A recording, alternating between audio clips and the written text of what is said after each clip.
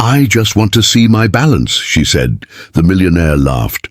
Until he saw the screen. The rain had been falling since morning, the kind of slow, stubborn rain that soaks through everything and makes the whole world feel grey and heavy. Maya stood at the back of the line inside the small town bank, her worn canvas shoes leaving tiny wet prints on the marble floor. If you believe in kindness, second chances, and the power of small moments to change lives, please like, comment, share, and subscribe to Kindness True Stories. Also, tell us in the comments, where in the world are you watching from? She was 17 years old, with dark circles under her eyes, that told the story of many nights working late at the diner and too few hours of sleep. She clutched a crumpled slip of paper in her hand, the kind the teller gives you when you fill out a balance inquiry form, and she held it like it was something precious, something she was almost afraid to look at. The line moved slowly. People shuffled forward with their briefcases and umbrellas, barely noticing the quiet girl in the second-hand jacket, who smelled faintly of dish soap and rain. Maya didn't mind. She was used to being invisible. She had been invisible her whole life, ever since her mother passed away 3 years ago and left her in the care of a distant aunt, who kept her fed but never quite warm. She worked every day after school, saved every dollar she could, and had recently received a letter from an old law firm saying that a modest account had been opened in her name years ago by someone she did not recognize. The letter was formal and strange, and she had read it so many times. The paper had gone soft at the folds. She didn't know who had left her this account. She only knew she needed to find out.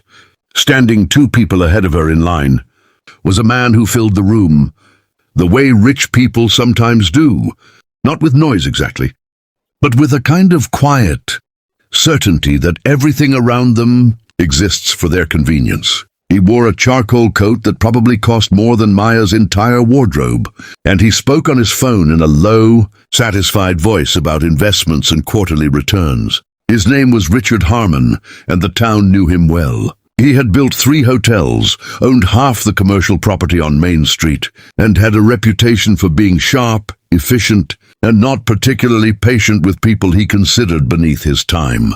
He finished his call, slid his phone into his pocket, and glanced back at the line with mild irritation. His eyes landed on Maya. She was fumbling with her form, her hands a little shaky, her expression so earnest and nervous that it struck him as almost amusing. When she finally reached the teller window, after him, she leaned forward and said softly, "I just want to see my balance, please." She said it so gently, so humbly, as if asking to see her own money was something she needed to apologize for. Richard Harmon, who was still standing nearby, adjusting his coat, heard her and let out a small laugh, not a mean laugh exactly, but the kind that escapes when someone finds something unintentionally funny.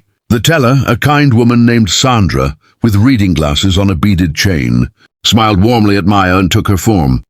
Maya looked down at her shoes. She was used to being laughed at too. Sandra typed carefully, her fingers moving over the keyboard with practiced calm. Then she stopped. She looked at the screen.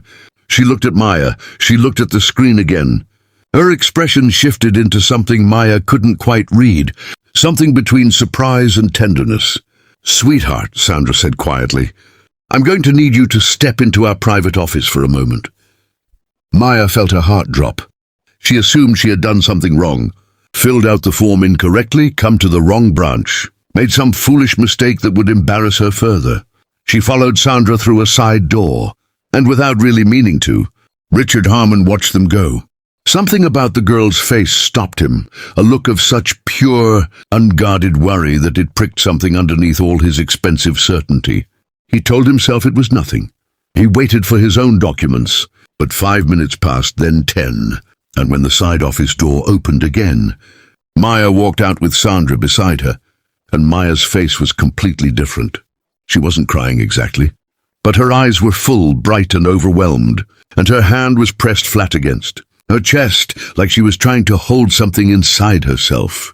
Richard Harmon looked at her. He couldn't help it. "Is everything all right?" He heard himself ask, and he wasn't sure why he said it. Maya looked up at him. The man who had laughed at her only minutes ago And she didn't look angry. She just looked stunned. "Someone left me money," she whispered. "A lot of money." "I don't even know who."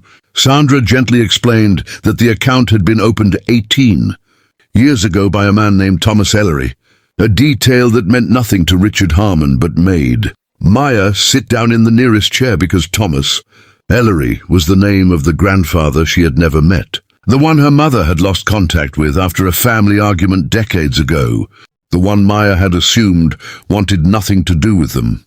He had been quietly depositing money into an account for her since before she was born, had watched from a distance as her mother struggled and never reached out because of pride and old wounds, and had died 2 years ago, leaving everything to the granddaughter he had never held. The amount in that account was enough to change Maya's life completely. Enough for university, for a home, for a future she had stopped letting herself imagine. Richard Harmon stood very still. He thought about the laugh that had slipped out of him, effortless and careless, aimed at a girl who had been carrying an invisible fortune and an invisible grief and an invisible hope all at the same time. He thought about how quickly he had looked at her worn shoes and decided what her story was. He reached into his coat pocket, pulled out his business card, and walked over to where Maya sat. He held it out to her with both hands, not as a power move, not as charity, but as a gesture of something he didn't entirely have the words for yet. "If you ever need guidance on managing what you've been left," he said quietly, "I'd be glad to help. No charge, no strings." Maya looked at the card for a long moment. Then she looked at him. "Why?" she asked, simply and honestly, the way only someone who has never had enough can ask why someone is being kind. Richard Harmon was quiet for a second. "Because I laughed," he said. "And I shouldn't have." Maya took the card. Outside the rain had stopped, and the light coming through the bank windows had turned gold. She walked out into it slowly, blinking, holding a slip of paper that had rewritten her entire future, carrying the name of a grandfather who had loved her in silence across all those years. And she felt for the first time in a very long time that the world was stranger and more generous than she had been able to believe. Kindness doesn't always arrive loudly. Sometimes it waits in an old account, in a letter gone soft at the folds, in a man who finally decides to hand you his card with both hands instead of one. Sometimes the most powerful thing in the world is a balance no one expected, and a girl brave enough to simply ask to see it. If this story touched your heart, please show your support by liking, sharing, and subscribing to our channel, Kindness True Stories, where every story is a reminder that the world still holds more goodness than we sometimes dare to believe. Your support means everything and helps us keep sharing stories that inspire, heal, and remind us all of our shared humanity. Thank you for being part of this community.